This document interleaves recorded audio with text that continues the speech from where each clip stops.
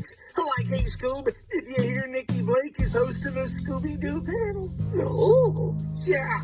Like on today's Scooby-Doo episode, Scooby-Doo and Shaggy meet Nikki Blake. Yeah, and a Scooby Panel. Like, we need to get this puppy started.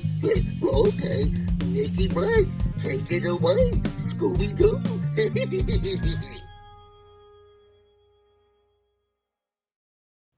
Welcome to the Scooby Panel. I'm your host, Nikki Blake from ScoobyAddicts.com, and today we are talking about Scooby-Doo meets the Boo Brothers. Before we begin, I'll have everyone introduce themselves, and Wendy, we'll start with you.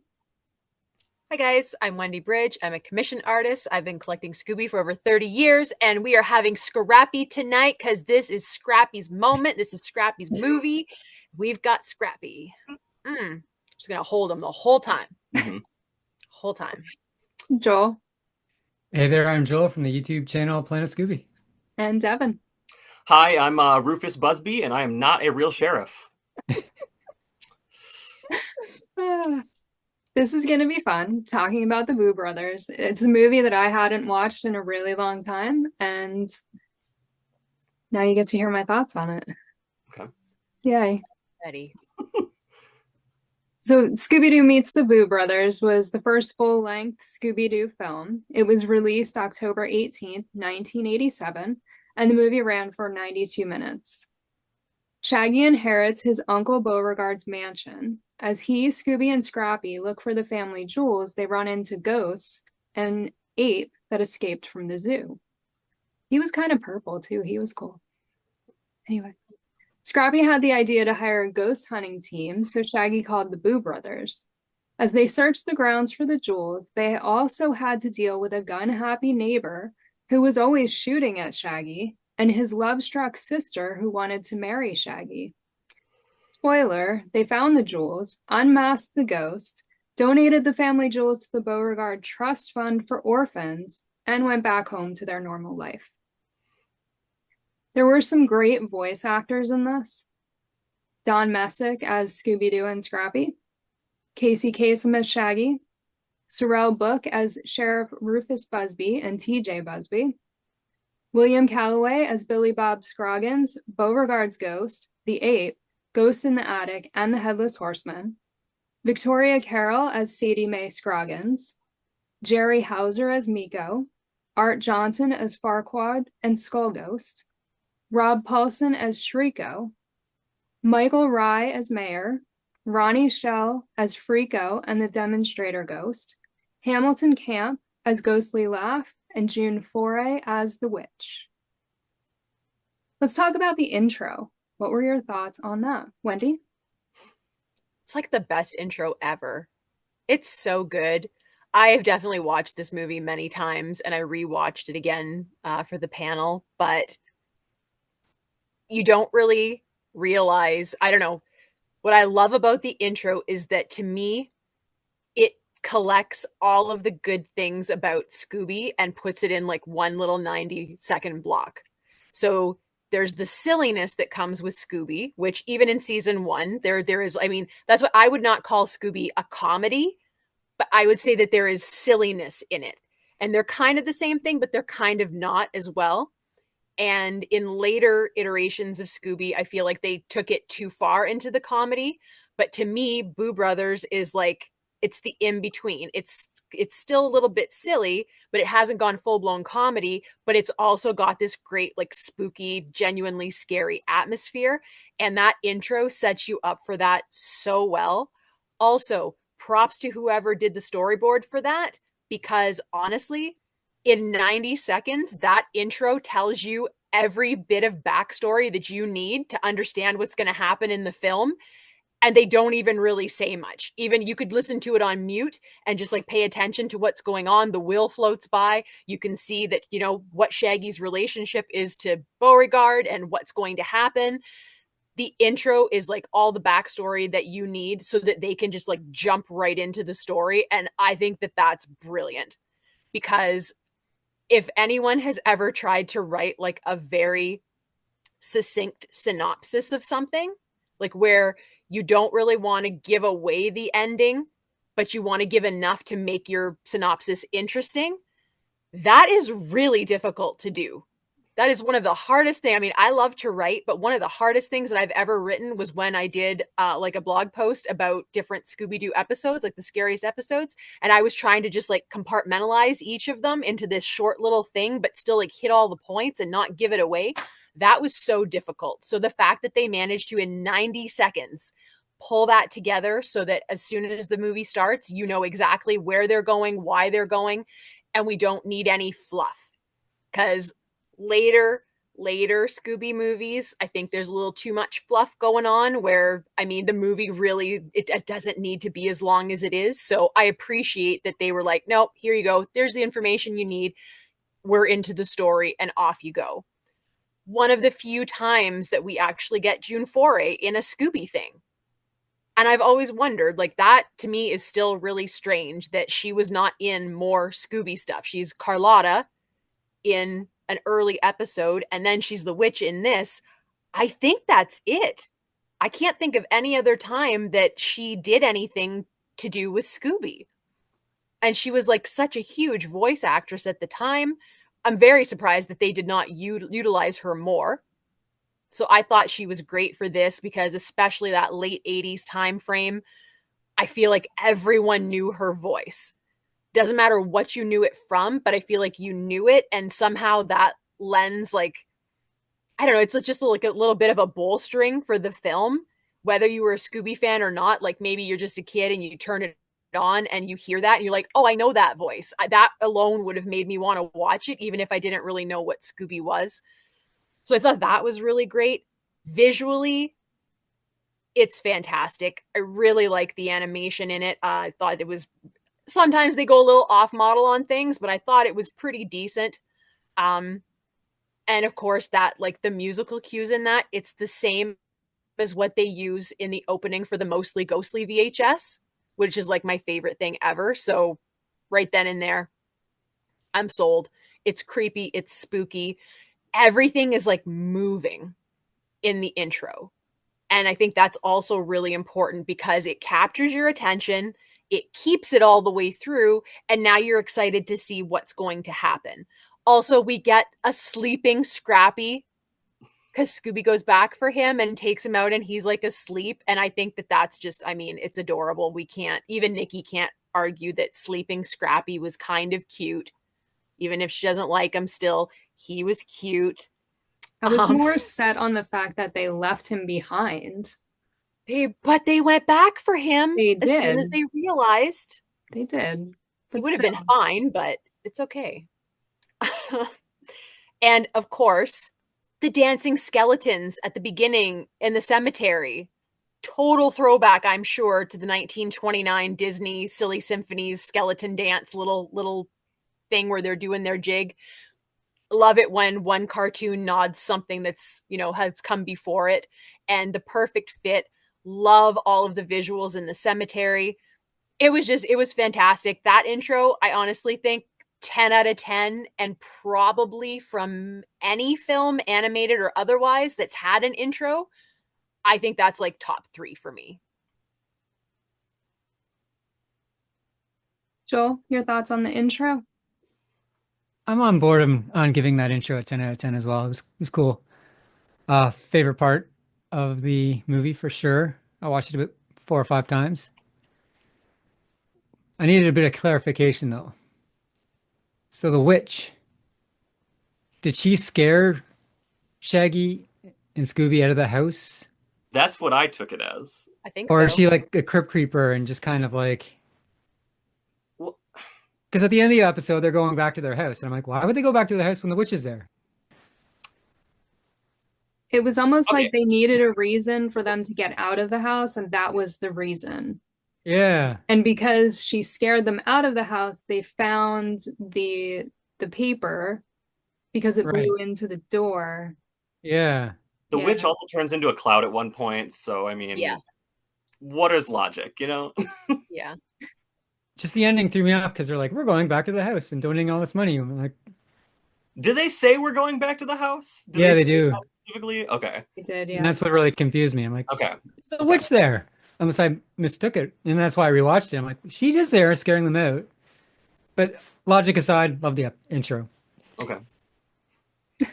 Devin, your thoughts on the intro? Well, just to follow up what Joel was talking about, there were things that don't make sense necessarily, because we do see the Boo brothers in the intro, which you kind of have to, it's the movie, but like they don't call the Boo brothers yet, so like why are they even there? That could come into question. But regardless of the questioning, the logic, 10 out of 10 also, obviously, it's great. The music's fantastic, the visuals are fantastic, as they are throughout the entire movie, in my opinion, at least. It's very in your face right away. I will say it's like right off the bat, it's like jump into it and it's like, let's get this movie rolling. It's like it's in like the fast pace of it. It's like, let's get out of bed and let's go and let's drive and let's do this thing. And like, I'm glad they didn't waste time setting that up as part of the actual movie, because this movie doesn't need to be any longer than it is, even though it's only like an hour and a half. Because like if they were like, we gotta go to I've got a will, blah blah blah, like they don't need to set any of that up. We get it, that premise has been done before, let's just get into the action. So I like that. Again, the music's great, the voiceover is great, the visuals are great, it's all great.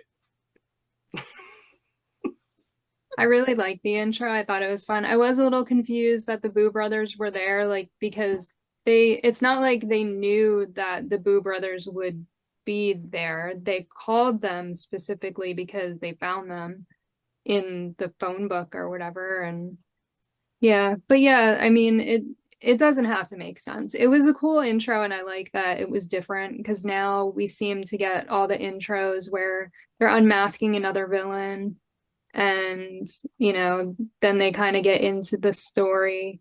So it was kind of nice to have something different. I did look up June Foray, and she did do more voices. I thought she did in Scooby. So she voiced the poor old witch in Scooby-Doo Meets the Boo Brothers, Mrs. Baker in the new Scooby-Doo movies episode, The Dynamic Scooby-Doo Affair, Okay. Carlotta in Scooby-Doo Where Are You?, A Gaggle of Galloping Ghosts, Constance McSnack and Granny Sweetwater in Wanted Cheddar Alive. And she did additional voices for the Scooby-Doo show and the Richie Rich Scooby-Doo show. So she did do more voices, but not for her talent. I definitely think she should have done more. Yeah. We're going to talk about Shaggy and Scooby's demeanor in this movie. Joel? Yeah, it's I don't know. I was thinking about this one. I don't really know what to say. They are a bit different. I can't really. I'm sure all of you have better things to say than me. Like Shaggy's more grown up, I'd say. Although he has some weird freakouts that aren't very Shaggy-like. But he's not necessarily the 13 Ghost Shaggy that we kind of got just before this. I guess because they have to put more on him because they don't have the other cast to really rely on. Scooby seemed Scooby-ish to me. Like this is one of the last real Scoobies we got before, because Don Mezek passed away, that I think we got since really this and The Reluctant Werewolf and the Ghoul School. So it just seemed really Scooby-ish to me just because the voice acting. That's all I don't really have anything interesting to say. I would try to think of things, but That was interesting. You're good. Yeah. Devin, your thoughts on Shaggy and Scooby's demeanor? Yeah, like Joel said, I mean, Scooby's like, I would say he's fairly similar, but Shaggy is kind of a dick throughout this thing. I'm not gonna lie. There's like a lot of moments where he was kind of being a jerk. Like he was like getting pissed at Scooby like very frequently over nothing. He's like the first one was like, he's like, where is the road, Scoob? Like, what road do I turn down? Like he was like they drew anger in his eyes. Like you could see it on his face, and he was upset, and it was kind of weird. I will say also, like, maybe I'm crazy, but like it felt like they were scared like they usually were, but also like not at all, considering all the stuff that was going on. Like the just talking about the movie as a whole, I guess, instead of just their demeanor, but like the whole movie feels very like low key. It feels very calm in a way. Like it's a lot going on. It's the first movie, and it's like a lot of people and things, but it's not that like energetic of a movie. It's kind of like very like toned down in a way, which I like. But like so I'd say they're scared, but they're kind of just like hanging out at the same time. Like they don't seem that concerned on leaving. Like like Fred and Velma and Daphne aren't there to like pull them away. They could just leave if they wanted to, but they're kind of just like, I don't know, these jewels or whatever. So I don't know. They're a little off, but I do like them for this movie. Wendy, your thoughts on Shaggy and Scooby's demeanor? That's interesting because I totally get what you're saying, and I'm not going to disagree with it at all. And yet, for some reason, to me, Scooby seems more like irrationally scared than usual, but it's just in small little pops that like here and there. It's not like, I mean, he's kind of scared through the whole thing, but I just felt like there were just moments where I'm like, okay, you don't need to be this scared. Like the gorilla, the way he's freaking out sometimes, I'm just like, okay, you like didn't freak out this bad over like a ghost clown. I freaked out worse over the ghost clown than you're freaking out over this gorilla that's just trying to pet you at one point. You know, he just wants to like play with you. That's fair. So in that way, that was how I found Scooby to be like a little bit different, because in a way it was almost off-putting for me. And I don't know if it's because, I mean, we'll talk about Scrappy later, but like this is Scrappy's movie. And Shaggy and Scooby are like, they're running the show, but they're really not. They're just kind of there to me. And I'm like, you don't even need to necessarily be in this movie for me to be watching it right now, because you're not really doing a whole lot. Like you're there a lot, and there's like, you know, but it just, I don't know, that was what was kind of strange. I do agree that something about them feels maybe like a little bit older than in previous iterations. And I'm sure part of that is simply that Shaggy's the only human being there. There are no other, I mean, other than like the bad guys and stuff. But as far as like the core gang, it's just Shaggy. There isn't even any Daphne now. When we got just Shaggy and Daphne, immediately that felt like an older Shaggy and Daphne to me. And this feels like even a step up from that. And I mean, I'm kind of thinking that it's sort of like a necessity where, yeah, of course, if Shaggy's by himself with the dogs, he's going to have to just automatically be a little bit more mature in what he's doing, because they're relying on him. At the end of the day, like, they are still dogs. There are certain things that they can't do. So he kind of I feel like he has to be like that. I'm trying to imagine the movie with like, where are you, Shaggy? And I can't quite picture it in my head. So I don't have a problem with their demeanor. I thought that it worked for the film. And again, I felt like they were trying to balance like that silly with bringing back a little bit more of the scary stuff, which when we get to Reluctant Werewolf, which comes after this, I mean, they just threw the scary out the window and they're just like, bam, all in comedy, silliness. It's ridiculous. They went all in on that. So I love Boo Brothers because it didn't, because that is not my favorite kind of Scooby. I want a spooky, scary Scooby.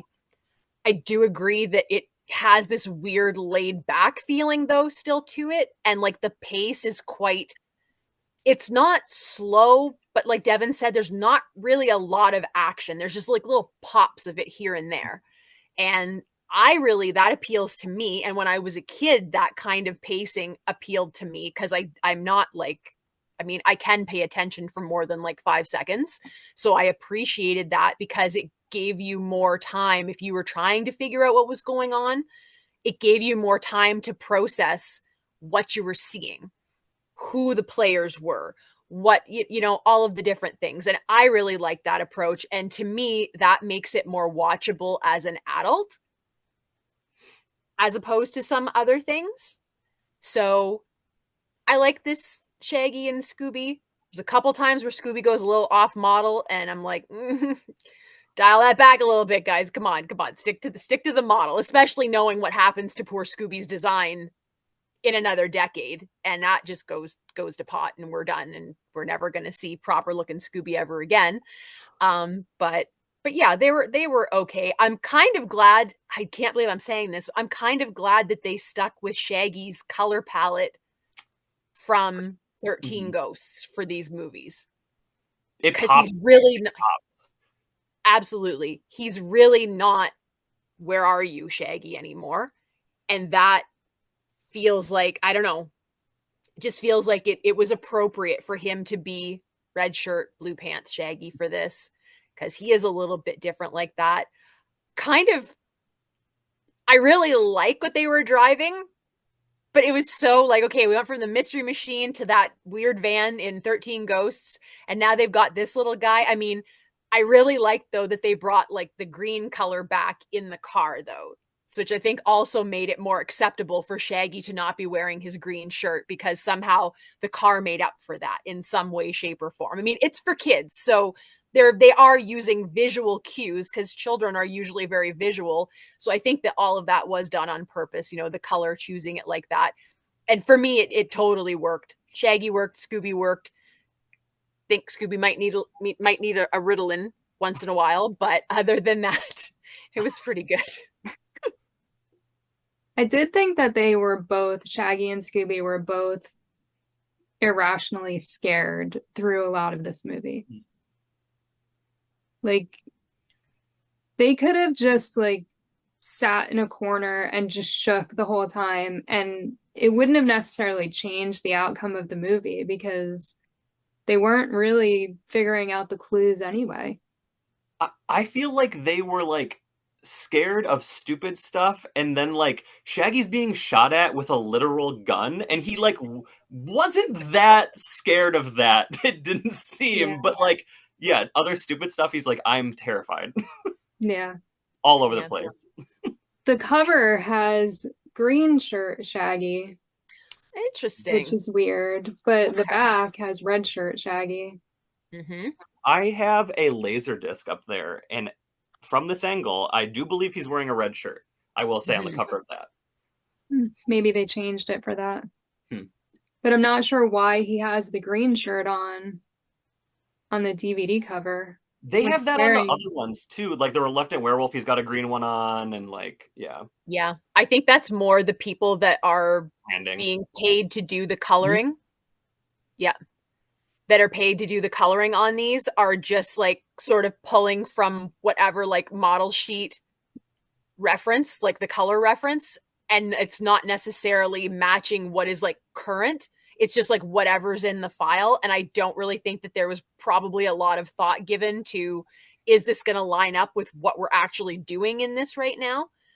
I think it's more of that. Like, I don't think it was a deliberate thing. I think it's just one of those things that happens because things do change over time, but you figure they use the model sheets. I'm sure they were using model sheets from early Scooby well into the 80s, and there's color keys and all kinds of stuff like that. And I think like the ink and paint girls were just like, pull the color key. There it is. Well, I was going to ask, is that the original poster art, or do you think that was like a reissue of the VHS and the DVDs later on down the road, that they like redid it with the green shirt to keep the branding as iconic and like as like much at the time, like green shirt Shaggy at that time? Like, was there a different poster art when it first came out? Because it looks, to me, I feel like that poster art looks newer. New. Yeah. There is definitely a different VHS cover. I'm not sure what color his outfit is, but it's definitely not that drawing, because you're right. That's a way more modern drawing for sure. Yeah. Let's talk about the Boo Brothers themselves. Devin? I love the Boo Brothers. They're great. Their Three Stooges stick is great. I can't remember any of their names, like Frico and Sneeko or something. I don't have no idea. Do you have them written down by chance? It's Frico, Miko, and Shriko. Okay, I won't say any of those. But I love the one with the pink hat. He's great. I love when skinny one with the green hat guy. He's got like the light bulb head. He like because he's like, let me turn on my headlight, and like he could just turn into a light, but he does a thing which is, it's not even part of the joke, but he like holds his breath when he does it. He's like, and then his head's a light bulb. That's pretty great. All their slapstick stuff's great. I like that they're the Ghostbusters, like right after the Ghostbusters, like only a couple years down the line, but like the opposite. You know what I mean? So they could, because Ghostbusters, the animated series, was out as well. They could have had a team up thing where they were together and they were doing something that could have been cool. And they're great. Oh, Question about the Boo Brothers. They pull out this fake toy ghost at one point, right? Mhm. And they pull a switch and it flies around. Is that a real ghost or is that a toy? Because it's like moving and talking like it's a real ghost, but it has a lever. I mean, it was meant to be a toy, I guess. Okay. And they also have all these family members that I also love. I don't know if that's a separate thing you want to get into, but I'm going to say here there's like a punk rock like girl that's pretty cool with some spiky hair, and then there's also like their relatives are like Frankenstein and like Dracula and like Dr. Jekyll and Mr. Hyde a little bit, and I'm like, they're ghost monsters. What's the story here? We need a spin-off series.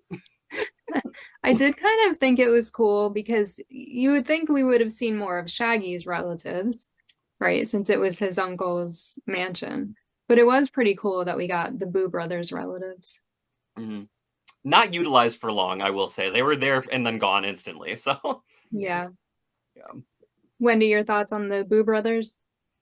Okay, first, I'm glad that we didn't see any more of Shaggy's family because I feel like that could have turned into A Night of Fright is No Delight real quick. It would be different, but it would be the same. So I'm glad that that was like that. But I have something really cool to show everybody. I didn't want to show it ahead of time, but Devin mentioning Ghostbusters and a series. So I'm going to send it on Instagram. So I don't think we have a group chat, but I'm going to send it to Nikki and Joel, and I'm going to send it to Devin. So Scott dug this out. It is original presentation art for the Boo Brothers before the movie when they wanted it to be a series. Oh, so it was originally going to be a series. It was originally supposed to be a series. Okay, interesting. So Boo Brothers is part of the Superstar 10 movies. And basically, Scott told me that the Superstar 10 movies were all of the pitches that Joe Barbera tried to do, and he couldn't sell it as a series. So he turned it into a movie instead. Interesting. And so there was really cool. 4 of them. I'm There's assuming 4 you're of going to put them. it on screen, Nikki, at some like the picture. Yeah, Yes, right? I'll send you the visual because it's really high quality. We got a guy with like a pirate hat, which is pretty cool, and there's like a ghost bomb, and he's got a thing of salt. A guy with like, I don't even know what that hat is. What are those called? Where it's got the broom thing on top. What is that? What era am I thinking? Viking? Yeah, that's it. Oh my gosh. We got a guy with the same hat as I think it was Shrika, with the green hat where it's got the little things on the side. And he's got like, they all got like belts and cool stuff. And then like another guy with like a cowboy kind of vibe hat, maybe more hillbilly hickish, but it's got like arrows and like plungers and like toothbrushes hanging out of it. The short one on the right looks kind of like an Ewok. He does a little bit. Yeah. I would love to see this. I would love to see this. It would be different. I mean, I'm like looking at it, I could kind of see it, but at the same time, I'm glad it didn't happen because I like the Boo Brothers we get in the movie a little bit better. Mhm. But it was like they were supposed to be ghost hunters, and maybe this was like a you know, Ghostbusters kind of. Let's capitalize on that. But yeah, it didn't work out as a series, so it became the movie. So wait. I have a follow-up question about it though. Yeah. It was a series without Scooby-Doo being involved? Yes, it was their Boo Brothers series. It was just a Boo Brothers series. No Scooby-Doo at all. Didn't get picked up, and so they were like, just throw Shaggy and Scooby and Scrappy in there. Basically, yeah. Gotcha. Yeah, it's like Reluctant Werewolf was also the same. They pitched, it was actually, Reluctant Werewolf is 2 series turned into 1 movie. Okay. They did originally plan to do Shaggy as the werewolf with Scooby and Scrappy as its own series, which I wish that would have happened because I would be all over that. I think that would have been amazing. And then the Monster Race was going to be another series. No Scooby, just like the Monster Race stuff. And like Wacky Racers, but with monsters. Yeah, kind of. And they didn't go anywhere. So Joe was like, cool, put them together and do it. I wonder how long it would have. Okay. I wonder how long it would have taken to get a Scooby-Doo movie then if that didn't happen. Because this is the first one. So like if that never happened, would it have just continued to be series up until whatever point? You know what I mean? Like, because maybe Reluctant Werewolf wouldn't have happened, and like, would it have been the 90s with Zombie Island? Would that have been the first one? I don't know. Interesting. And yet I feel like if these movies didn't happen, Zombie Island would have never happened. Yep. Because you had to kind of like, I feel like they needed to build up to that. Mm-hmm. I feel like if you look back at Scooby's history, like everything is kind of building up, and every time there's like a little bit more that is pushing it towards allowing something new to happen with it. Mm-hmm. But yeah, that's interesting. If they had gone to series, then what would happen with all of the movies? They kind of ignore these movies also, though, when Zombie Island comes around, because they're like, this time the monsters are real, except for it's happened a bunch of times in the other shows and movies. So, well, even in Boo Brothers, because obviously the Colonel's ghost at the end, he's a real ghost. Maybe it's not just the guy in the outfit; he's real. At least that's how I took it anyway. That's how I thought he was a real ghost at the end. Yeah. But yeah. I really like their designs, and I'm not a Three Stooges fan at all, because I don't like that sort of silly slapstick, that I don't find it funny. But it works in this movie, and it works with those characters, and somehow they made it work with Scooby and Shaggy and Scrappy. And I don't know how they did that, but because typically all of those things I'd be like, yeah, I'm not interested, but this is my favorite Scooby movie. So obviously somebody did something right. I will say that the movie is a little bit longer than it needs to be. I don't think that it feels quite as extreme as Ghoul School does.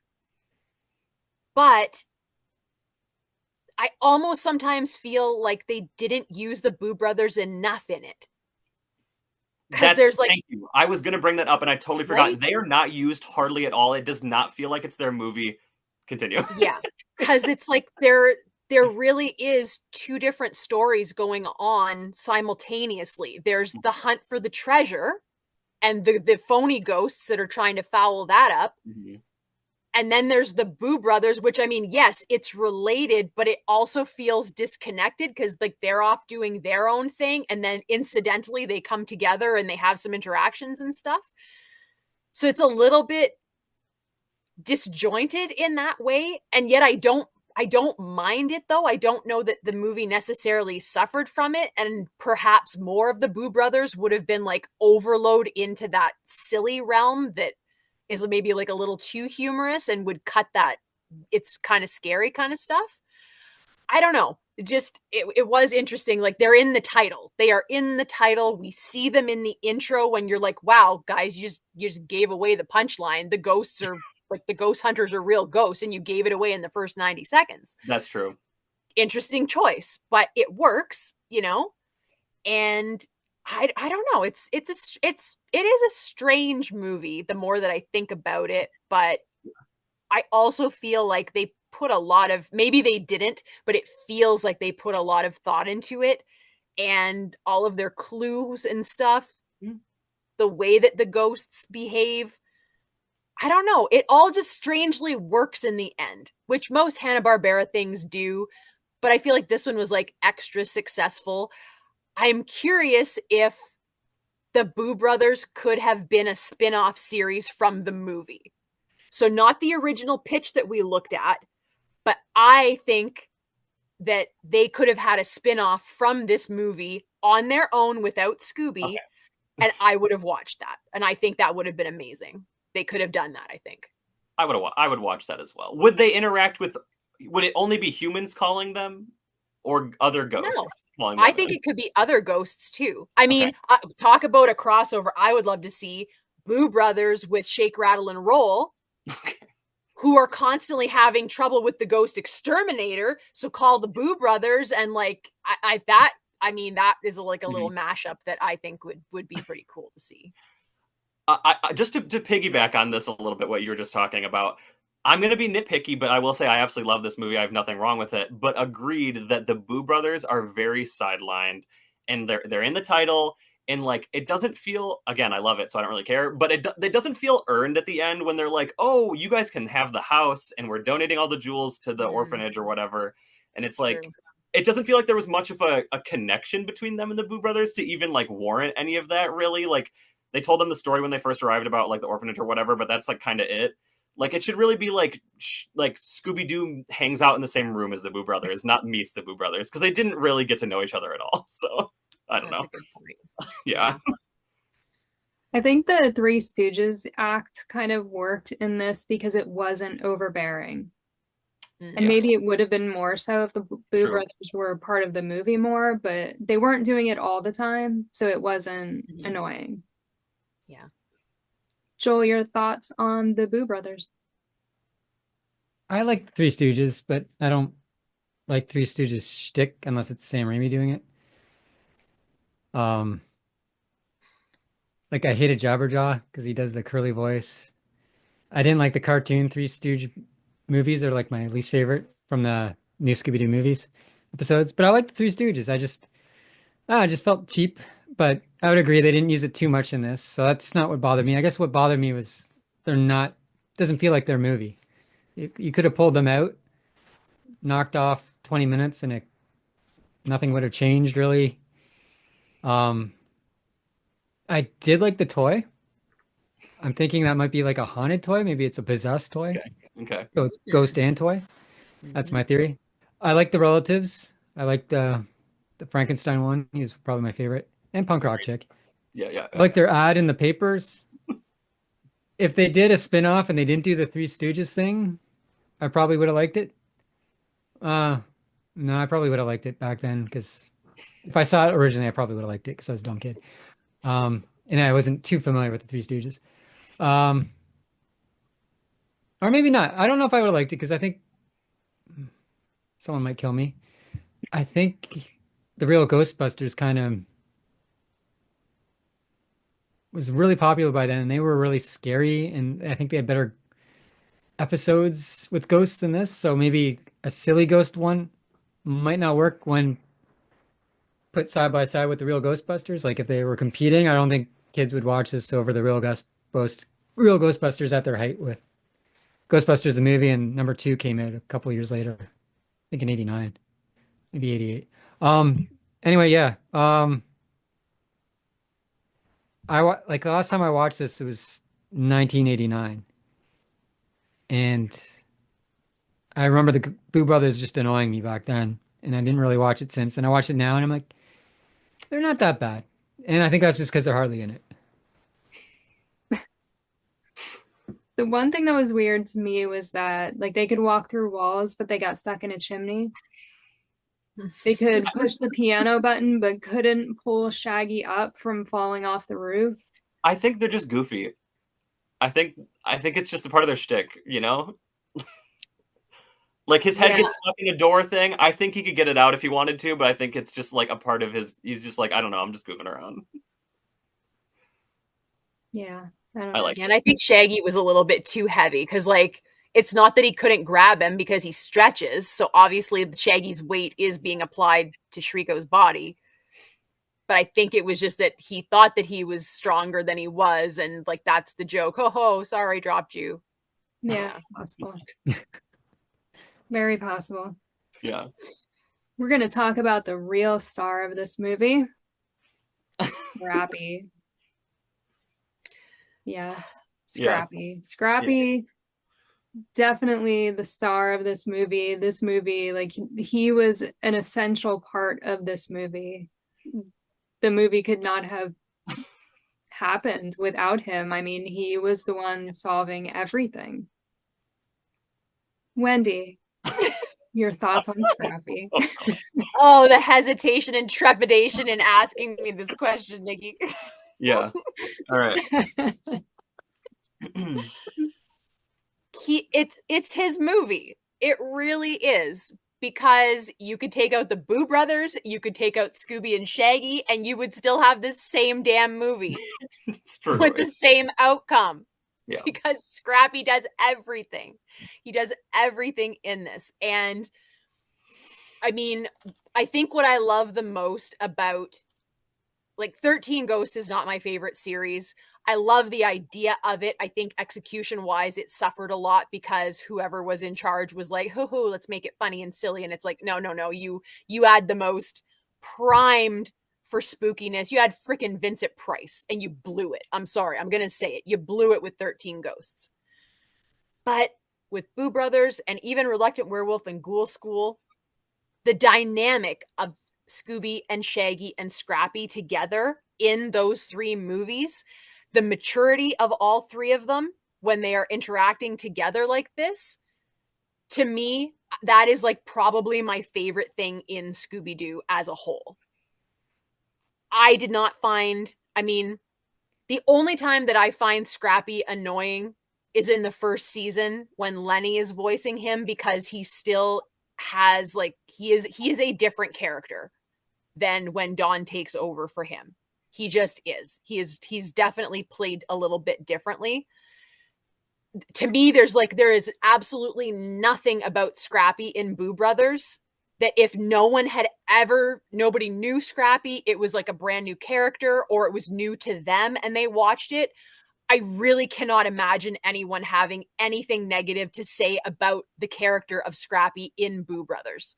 So if that was all that anybody ever knew from him, I would be super, super, super surprised and extremely disappointed if someone found like reasons to like pick him apart, because he's super intelligent. And I love, oh my gosh, something else I love about Scooby, and they did it in this movie too. And anyone that wants to criticize this, looking at you, John Colton Berry, and that Billy guy we had on that one time, I'm sorry, but I'm looking at you guys. When they wrote the mysteries for Scooby, they thought about it, okay? I am sorry. I don't care if you're a 35-year-old detective, like a real life detective, watching Scooby for the first time. You don't know who did it. I don't care. You don't know. And the clues and the way that they wrote the show was fantastic. It made sense. They didn't just like randomly toss things out that at the end you're like, huh, yeah, that clue kind of contradicts this other clue thing. Like that doesn't work. Like to me, that's not a thing. The clues that they wrote for Scrappy to solve in this movie, brilliant. I loved them. I love the idea of like, can we call it a scavenger hunt-esque clue hunt, where you got to go search for the note and then you got to solve the clue and to take you to the next note. And I love that. And I thought that they wrote those like, they thought about it. They didn't just like throw off a bunch of crap and be like, it is what it is. It's good enough. Like, no. They were really good. All of this nonsense is happening and Scrappy's just like, hey, I'm going to find the jewels. So if you want to help, cool. If you don't, that's cool too. I'll find them myself. And he does. And I love that. Scrappy showing that he is an adult. It's the other thing I really like about Scooby is that they're dogs, yes, but they're adults in this movie. Scooby is an adult. Scrappy is an adult. He still looks like a puppy. Definitely not a puppy in this movie. Call me crazy, but Boo Brothers, Scrappy, and Doctor Who. Scrappy as Doctor Who's new companion, yes. I trust them as long as it was either David Tennant or Peter Capaldi's doctors. I would trust them and Scrappy to save the world and my life. I would get in the TARDIS with them. Absolutely. Would I get in the TARDIS with any other ones? Absolutely not. No. Jodie Whittaker? Absolutely not. Blow up the TARDIS. We don't need that doctor at all. Other ones? No. Scrappy with the doctor, they're saving the world. I trust Scrappy to solve the mystery. I trust Scrappy to keep the gun-toting lunatic away from me. I trust Scrappy to not let the ape carry me off up the Empire State Building. Scrappy can be trusted. And I love that they let him shine so bright in this, because it really is the only time. Googie overshadows him a little bit in Reluctant Werewolf, and by the time we get to Ghoul School, Shaggy is back in charge, I feel like. Scrappy still has some level of that, but I feel like they let Shaggy take charge in Ghoul School.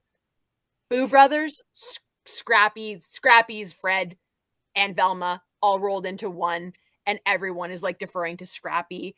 Scrappy, Oscar, Emmy, whatever, everything. Scoobcademy Award, Scrappy is getting them for Boo Brothers. And Nikki, you can't deny it. You can't deny it. If you try and deny it, I will hang up and never come back on this show. I can't deny it in this movie. If this was the first time that I ever saw Scrappy, I would have liked him. He wasn't annoying. There were no annoying catchphrases. He wasn't being a jerk. He was mature and he was intelligent. And yes, it was a very good, well-written version of Scrappy. And Don we are Matrick voicing him, definitely a big change from Lenny Weinberg voicing him. we are taking this audio clip, okay, and making it into something that is going to last forever and ever and ever. Okay? It's fair warning. She finally You put heard it here first, folks. You heard it here. Oh my gosh. Joel, your thoughts on Scrappy and the Boo Brothers? Yeah, aside from the opening, the Scrappy scenes were my favorite. I was really invested in his mystery, his problem-solving skills, all that. I like the clues. They're great clues. I have nothing to really add. Just Scrappy had the weight of this movie on his shoulders, and his scenes delivered. Wendy, you brought up the clues, and I thought it was really cool how they like did the riddles and they had to figure them out. And I almost feel like this would have been a good movie to put Velma in and have Velma and Scrappy working together. Oh, that would be interesting. Yeah. It would totally change the dynamic, but in an okay way. Like, I think that would be an interesting pairing. I've never even thought about that before.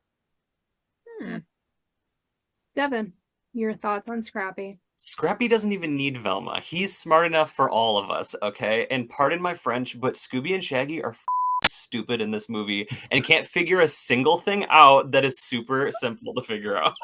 Okay? Scrappy is the brains, and Scooby and Shaggy are idiots. Okay? Like, I don't know what's going on, but they're like, I have no idea what's going on. I don't know. I love him. I still love it. I have no problem with it. But yeah, like Scrappy is like, if I was him, I'd be like, what are you guys talking about? Like, it's right there. Like, yeah. Everything's hidden in plain sight. It's very simple. I was surprised that Scrappy wasn't more irritated with Scooby and Shaggy. Very patient. Yeah, Shaggy was the one that was so upset. Yeah. Did you think that there were too many ghosts or villain type creatures in Boo Brothers? Joel?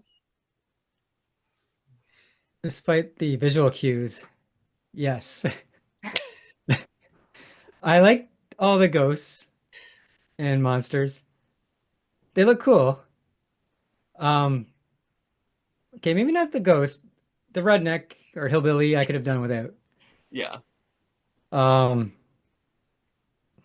understand why they did the fake sheriff, because you don't want to show cops in a bad light. So I think that's why they went that route. So we had 2 police officers, but only really 1. So I get that. Yeah, I could have done with it the rednecks, could have done with it the Boo Brothers. Circus Ape, he was fine. I understand why you had him in there. But he did speak at one point, which threw me off, because I'm like, is that someone in an ape suit or is it an actual ape? I'm confused. I like the Headless Horseman. I like the skull ghost with the cape.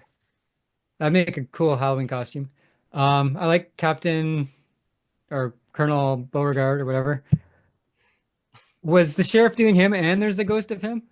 Or is it just I think there's just a ghost of him. a ghost of him still? I That's the don't ghost here at know. the whole episode? They Oh, don't I think- ever say, really. I thought there was 2. There was him in the costume, and then at the end, there's actually a real one too. I think there's 2. Okay. And was that Headless Horseman on a mechanical horse the whole time, or was it was a real horse at one point? That was fake, I presume, the entire time. Yeah. I think that was the sheriff's first measure of try to get people away from here so he can steal the jewels, is the Headless Horseman, and also there's a wolf that they never address that's also probably a mechanical thing. They never talk about that ever again after we Right. see it the first time. Yeah. Don't know what's up with that, but yeah. I think my issue is more with the pacing, or not the pacing, just the repetitiveness. It's like Scrappy finds a clue, and then there's a distraction from either the hillbilly or the Boo Brothers or some other thing. Move to the next set piece, another clue. Repeat, repeat, repeat, repeat, repeat. That kind of got on my nerves, but I get why they did that. I'm not the target audience for this either. But that's what just always kind of drove me nuts about this. because I just want the next clue, and I just want the next set piece, and I just want them to get like I want to know where the treasure is. Like that's what I want, not all these interruptions. I think like the constant shooting was a bit much. Like it Yeah. drug out the movie more than it had to. Yeah. Devin, what are your thoughts on the ghosts and monsters? I do agree that there's a lot going on, which I do like, and I do think that it weighs down the movie a little bit because there's like too many different people they have to balance, and they don't I love it, but they don't really do anything really. It's just kind of like Joel said, it's like here's a clue, here's some people, and trying to stop them from getting the clue or distracting them or whatever. But and I do think like the hillbilly guy and the sister or whatever, I do think that they could like not be in the movie at all and it'd be fine. They are like, because they're not really like a ghost or like a ghoul. They're just like some weird neighbors, and it's like I don't know. They could go away, to be honest, and it's like I wouldn't really care. But everybody else, I do like a lot. Like they're in a cool old like mansion, and there's a graveyard, and there's a cellar, and attic, and like all the stuff, and it's like headless horseman and wolf, and there's like a swamp or whatever, and like there's the big ape, and he's all cool because he's like bluish purple and like escaped from a circus, but that never goes anywhere. And I don't know. There's like a lot of things, like the ghosts, all the ghost family, and then there's like Shaggy's uncle that's a ghost, and like there's so much going on that I think it's kind of great because it's like if there was like one thing happening, it'd be like, oh, they're the main villain, or oh, that's clearly the bad guy. But I think with everything happening, you just don't know what's going on. So I kind of feel like it makes a more fun mystery because if it was the same movie and it was like just the skeleton guy or whatever with the cape on, which I love, I think it'd be kind of boring. Yeah. For like how long the movie is, because it's slow as it is. It's a slow movie. And if it was just one dude running around like a regular Scooby-Doo episode, I do think that it'd be very, very boring. So I think all of them together, like even though it doesn't amount to anything really, I think it has a good atmosphere in that way. So I think they're kind of necessary for this movie to work. It did keep it a little more interesting, but then at the end, you kind of feel like there should have been more than one person involved. Yeah. Like the Farquaad? Mhm. Is there only two Farquaads in existence? This and Shrek? Are those the only two like in existence? I thought that maybe because it's been a minute since I've watched it, and I was like, is he dressed up at all throughout this? But he's not. No. Which I was kind of surprised because like he's trying to get the jewels the whole time, and then at the end, he's just like serving Shaggy the cake, and the Boo Brothers are under the cloche or whatever the heck, and it's like they're not mad at him at all or anything because he wasn't dressed in a costume, but he was still like trying to steal your stuff. Like, you know what I mean? I don't know. That's a weird thing too. Yeah. Wendy, your thought on the ghosts and monsters? I didn't have a problem with it. There's so I mean, I can see why a lot of things were done in this film, and I agree with Devin. It would have been, I mean, if you're going to take out everything and just have the main story with like one ghost, I mean, you've got a half-hour episode of Scooby and you don't need anything else. That's, you know, if you're trying to make a movie, you kind of have to have more than that in it. I think that Billy Bob and Sadie Mae are something for Shaggy to do. Because as we've already established, Scooby and Shaggy don't have a lot to do in this because Scrappy's sort of doing all of like the legwork and the mental work here. And I feel like that gave Shaggy something to be doing, and the ape gave Scooby something to be doing because the ape is like obsessed with Scooby. And so everyone, I mean, it is a little bit like you have to pay attention because there are three separate group dynamics going on at the same time, and they are all interconnected kinda, but also not really. Scott told me that at the time Joe was really big on Smokey and the Bandit, and that's part of why this movie happened the way that it did. Okay. And so then when he said that, I'm like, oh, okay, well, show me someone who loves Smokey and the Bandit who doesn't love Dukes of Hazzard. Yeah. I feel like those are two like pretty big influences in this film. And once I realized that, I loved it even more because I love all of those things. And I'm like, flip, come on. This is like, wow. It's like, it's a little strung out, but I love it. It's really, really great. can't really explain this, but when I rewatched it, immediately it became like forefront in my mind. And I was like, I wonder if somehow the escaped gorilla is like a small hat tip to Edgar Allan Poe's Murder in the Rue Morgue with the escaped orangutan that is actually the murderer and stuff. But I don't know. I couldn't get that out of my head. I can't really explain it to you, but I just felt like, knowing that there were other hat tips to certain things in this, I was like, I wonder if there was just like someone was just thinking about that and was like, you know what, for the hell of it, let's throw the monkey in it too. Why not? You know, he's a little red herring.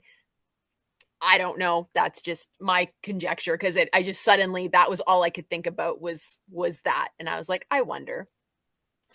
The fact that Sorrel Book is in it, what more do you need?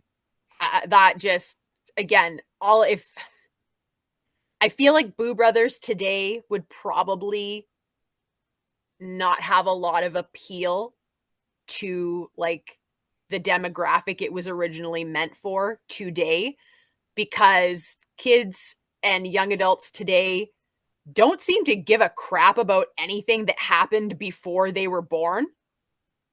Like when we were kids, I don't know, I was exposed to all of the things that like my parents grew up with and that my grandparents grew up with.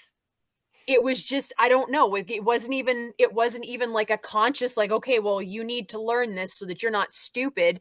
It was just like, no, we had an 8-track player in my house. I knew what that was. Today we have videos of like teenagers who don't know what a cassette tape is. And I'm like, are you fucking stupid? Like, are your parents stupid? What is this? It doesn't make any sense. And you can't say that, oh, well, it's just a new generation. Like, no. So today, children have no appreciation for entertainment that came before their time. So I don't think that any of them would understand any of the subtle references in this movie.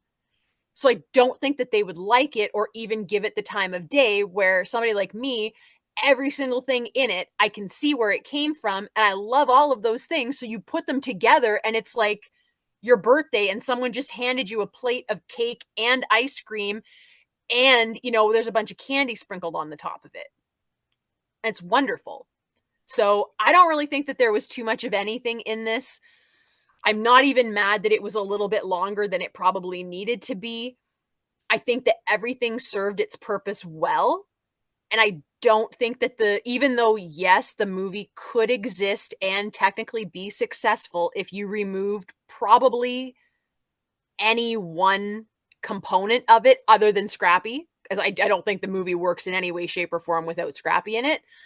But any of the others, yeah, it could still be a movie, but I don't think it would have been a good movie. I think you need all of the things that were in it, even though it is a lot. I think that's also part of why it's paced the way that it is, because there's a lot of components.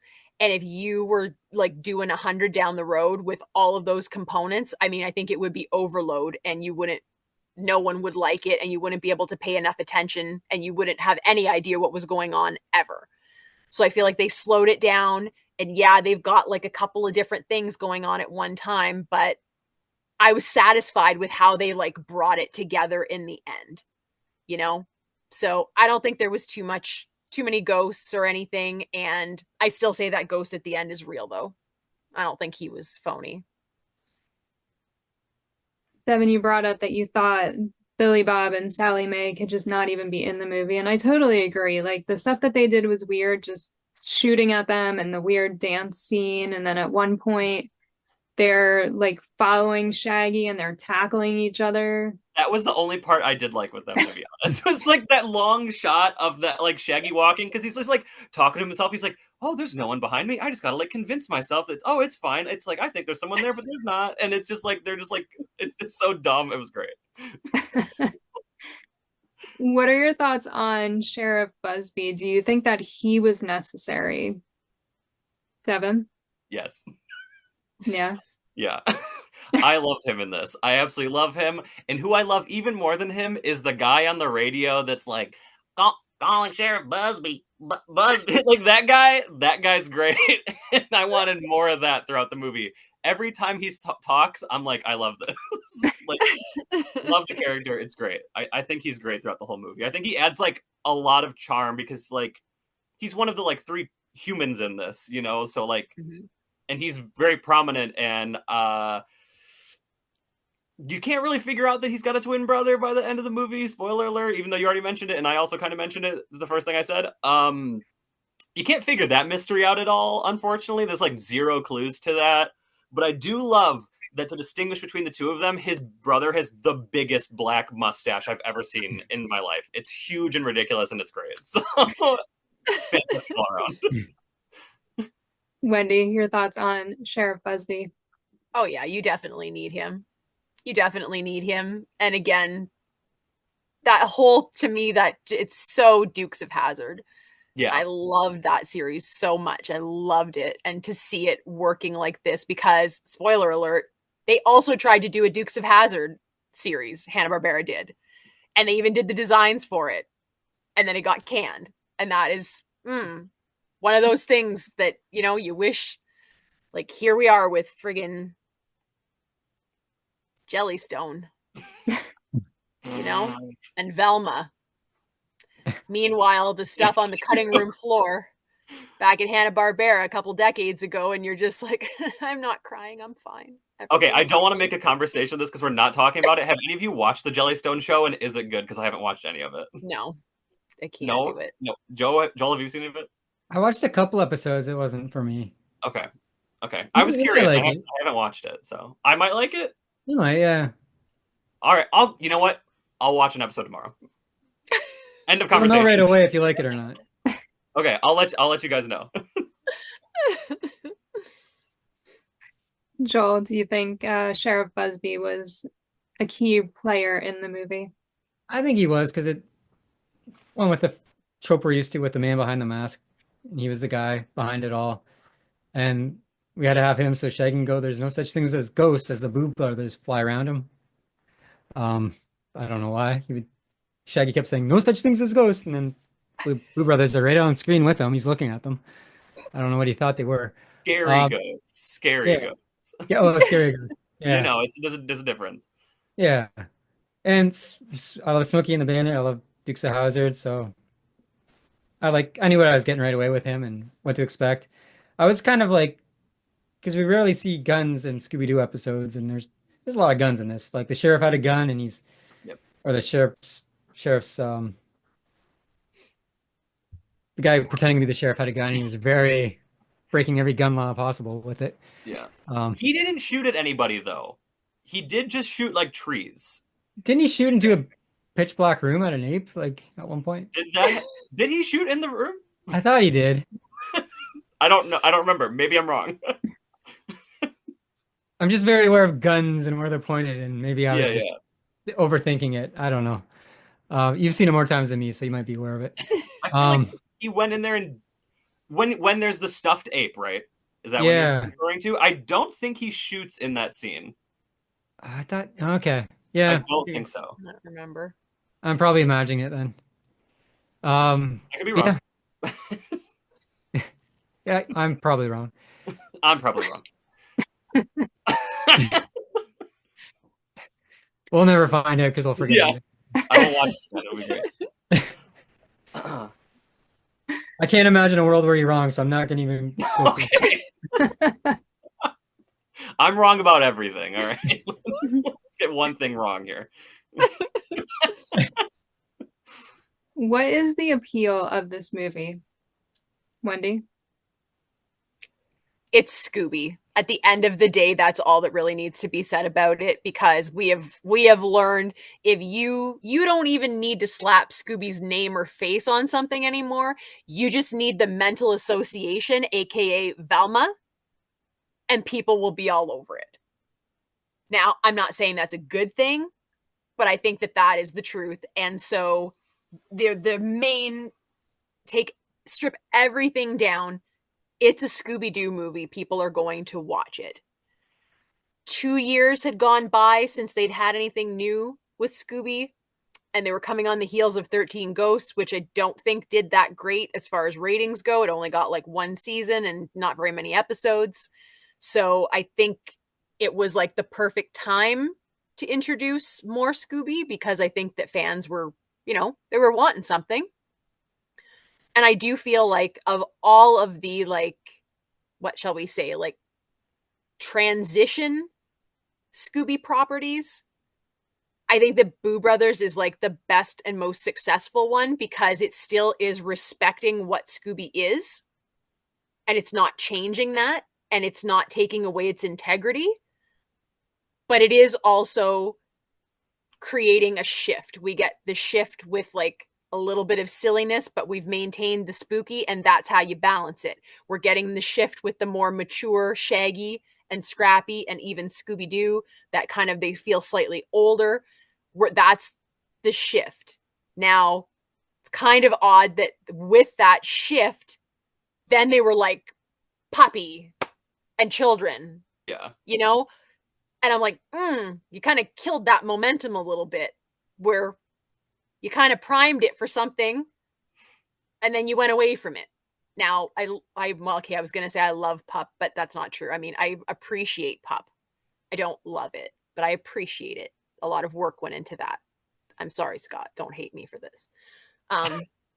But Boo Brothers is just, it's a nice balance. It's a nice return back to me, a slightly more serious and scary Scooby than, and visually, it's just like, there's not a lot of bright in your face colors in this. Reluctant Werewolf is like the total polar opposite of Boo Brothers. Boo Brothers, it's dark. The atmosphere is just like, it's like slightly like gloomy and oppressive a little bit. So even with the ridiculous antics of like a hillbilly with a gun and his like love-struck sister, it's not like, they are not overpowering what's going on because of the shell of the show, how it looks, the colors that they've chosen. It's very muted. It's very like grounded and down to earth. And that, I think, lends itself to like that spooky edge that we don't always get. Even in the Scooby-Doo show, we don't always get that because the colors are so bright, and it's, but I think that they really did something special with this. To me, I wish it was a more popular movie. I was so disappointed with how it ranked in our awards panel. I thought it was going to do a little bit better than that, because I'm going to say that Boo Brothers is the last true classic Scooby, because I love Ghoul School. It's not the same feel. It's not the same to me. And then on from that, I mean, it was never going back to what it was after that. So to me, Boo Brothers is almost like the last hurrah for classic Scooby. And if you're going to go out, I'm satisfied with that, like being the high note for it went out as best it could, because after that, everything changed. And for me, not for the better. But this is like a moment in time where it's like all of the years leading up to that point culminated in that film, and it made sense to me. It wasn't convoluted, and I wasn't like, where is this coming from? It made sense. Scooby was evolving. The time was evolving, but they stayed true to what they were, while also like kicking the door open a little bit to be like, okay, well, we can do other things too. I don't think they needed to, but it served its purpose to do that. And how am I not going to love that movie for that reason alone? I think that was a good high note for them to go out on. And I think that was almost the end of like the really truly great, awesome Scooby content. Boo Brothers was the end of it. So I think it should be respected for what it is, the final like classic Scooby-Doo. Joel, what do you think the appeal of the Boo Brothers is? I think the appeal to some people is, what I liked about it was just the art was fantastic. The background's cool. They're in the cellar, and there's someone's like curing ham legs, and like That's I thought that was awesome. Like you wouldn't normally get that. You wouldn't get that in any Scooby-Doo movie coming out now. Like they're paying homage to like things that went way back, like Depression era or vaudeville, or I don't know, just some really cool stuff throughout the house too, and the old dusty piano, and they they put the studs on the wall for like the secret wall that turns around. I thought just the attention to detail was awesome. The voice acting, phenomenal. And that's something that's been lacking in a lot of modern animation, like 90s onwards, right? That you just don't get anymore. Like everything's just, I imagine back then everything was just go, go, go, go. But it seems even more now. They're just cheapening it out and just using computers to do everything really fast. And yeah, this, it just looked like there's actually human talent behind it, crafting these things and putting these little details in. That's what I liked about it. I'd agree with Wendy. This is probably the last real good kind of Scooby-Doo before it all changed. I do love Zombie Island. I do like Witches Ghosts. I like some of the modern Scooby-Doo stuff, but this is just something special that we're never gonna probably see again. Which we'd all love to see it again, but we're not gonna hold our breath like that ghost.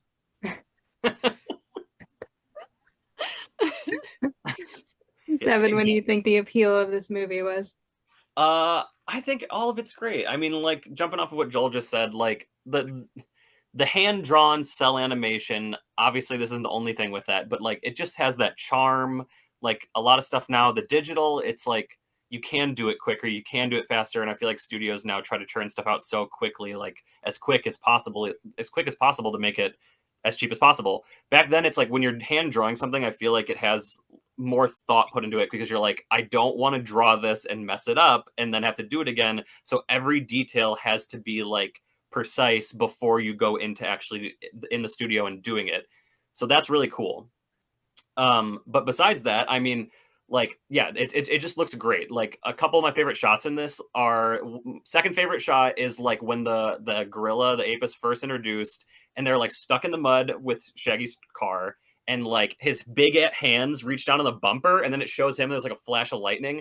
That's a great shot. My favorite shot in the whole thing though is when they're going outside to look at the chimney and this brick falls out of the chimney, right, is one shot. And then the next shot, it's like a panning shot from the roof of the house and this brick falls down and it follows the brick all the way to the ground. And then the camera is just like centered on the brick. And then like there's this shadow that comes up on the house and then like gets kind of scared and like walks away. You don't see who it is. And then like Scrappy walks up with like Shaggy and stuff off screen. And then it cuts to the next thing. That following of the brick shot is really great.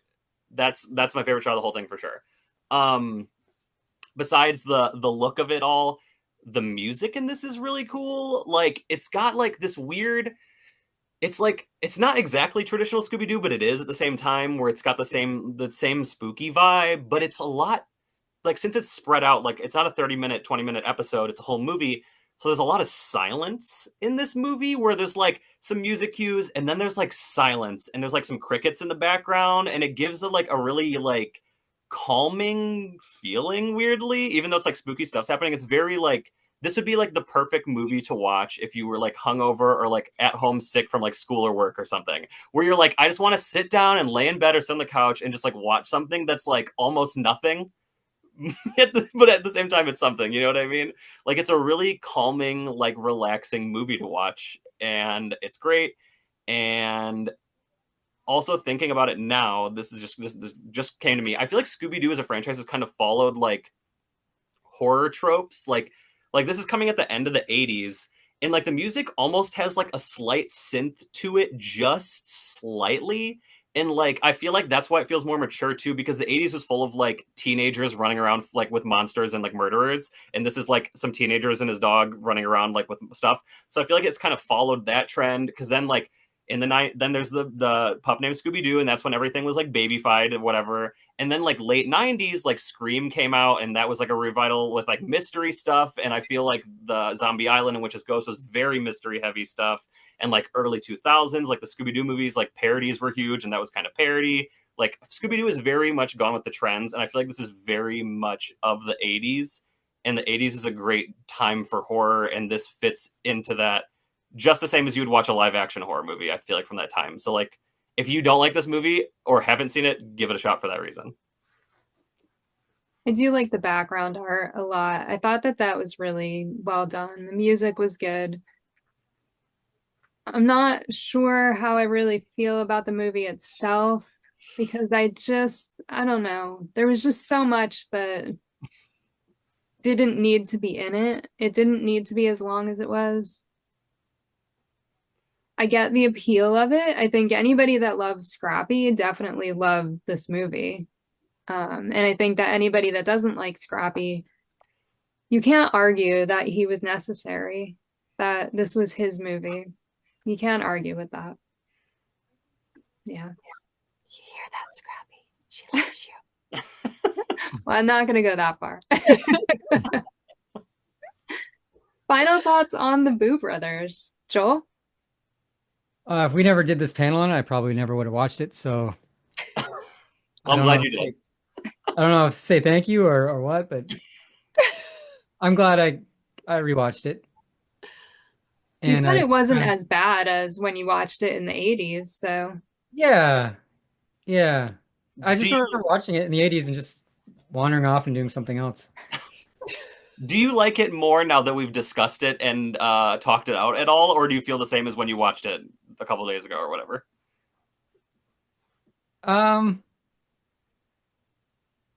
Like, I think that's a double-edged question because yeah, I'm really psyched about it, but if I sat down and watched it again, I'd be like, Okay. But I remember all the scenes you talked about being the ones you just talked about being your favorite. I remember those scenes. Yeah. And there was some amazing camera work, and they did a lot of cool stuff, and the music was awesome, but it is too long. It's the same length as Zombie Island, but I think they're both 93 minutes long, and this shouldn't be 93 minutes long. Yeah. Like if it was an hour, I'd probably love it more. Devin, final thoughts? Before final thoughts, just a couple things that we didn't mention that I need to mention that were really interesting was the ending. The jewels are hidden in the fireplace, and he pulls this lever that is obviously there that anyone could have found because it's this big, hanging out of the fireplace. He's like, there should be a lever somewhere. Oh, there it is. It's literally 2 feet long. He pulls it, and these skulls or whatever, it's a slot machine, and it comes out of the fireplace. The butler would have seen that at some point. I don't know what's going on there. Just saying. I love the car sinking into the ground is really great. And then it's in the basement. That's all really cool. We talked about the truck. I love the look of the truck. I wish I owned the truck. And Shaggy had a custom Scooby-Doo's dog tag on the back of the tire cover made ? So that's interesting. Yep. And that's all I got. I loved it. Wendy, your final thoughts? Well, I do think that we maybe should have mentioned that Farquhar is clearly a nod to Dracula's Renfield. I kind of almost wish they'd have had him eat a fly or some kind of bug or something, just for the hell of it. I kind of feel like that would have been okay. I would have been okay with that. Also interesting to note, later on, when we get Reluctant Werewolf, I'm pretty sure that they recycled Farquhar's character design for the Hunch Bunch. I'm pretty sure that they just took that design and were like, okay, we can work with this and make it into something new. That's what it reminded me of, which is great. I mean, Devin will probably back me up on this. When you go to the work to make something or design something, anytime that you can reuse it and tweak it or retool it a little bit is a win. And Hanna-Barbera was definitely into reusing their designs and just tweaking them a little bit. And I think, work smarter, not harder. So absolutely, I think that's great. Yeah. This is my favorite Scooby movie for sure. I could easily watch this again tomorrow. It's a wonderful one to put on because it's so slow paced. If you're someone like me that likes to have something on while you're working, but you can't watch it, it's okay if you want to look over at it a little bit, but you're more listening to it and taking it in like that. This is a really great movie for that. If you've already seen it and you know what's going to happen and you pretty much, it's calming in a way, even though there's scary, spooky stuff going on. And It's definitely a very special movie. I love all of the nods to different things that we love that are in it, whether they are deliberate or not. That's how it reads to me. And I'm so glad that they highlighted Scrappy in a way that, like, I really don't think anyone can find fault with him in this. And I think that he deserved that, because at his core, forgetting all of like the way that he was played initially, from day one, Scrappy is Scooby's biggest fan. And no one can argue that there is, I mean, if all of like the Scooby characters were real people, like if it wasn't just a cartoon, if it was real, there is not a person, human or otherwise, who loves Scooby-Doo more than Scrappy. The sun rises and sets on Scooby as far as Scrappy is concerned. Scrappy doesn't even see the fact that Scooby is cowardly. He doesn't even see it.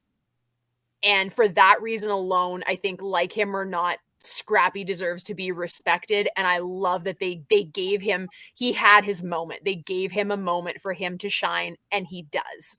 And this is how I want everyone to remember Scrappy, the way that he is in this movie, because at his core, that movie is that character to me. Everything that he is in this is what he was supposed to be and what he always was deep down. And that is Scooby's biggest fan. Scrappy is always there for Scooby. He's never going to let him down. And I think that's a really good message to send to people. You know, be loyal to your friends, be loyal to your family, whatever. Care about the person that you're with. And for me in this movie, Scrappy just like, he just embodies that. And you guys know, if I wasn't covered in lipstick, I'd be kissing him, but then I'd have to wash him, and I don't want to do that. But yeah, 10 out of 10, Boo Brothers. I'm going to say it. 10 out of 10, not even 9.5, 10 out of 10. Scrappy's amazing. Scrappy wins my heart, and he wins everything. I don't want to hear one peep in the comment section negative about Scrappy, or I'm going to rip a strip off of somebody. It's Boo Brothers, Scrappy. Just good, positive thoughts, please. I'm with Joel. Nikki, I think that this movie definitely could have been an hour and it would have been better. I don't know that I really want to watch it again.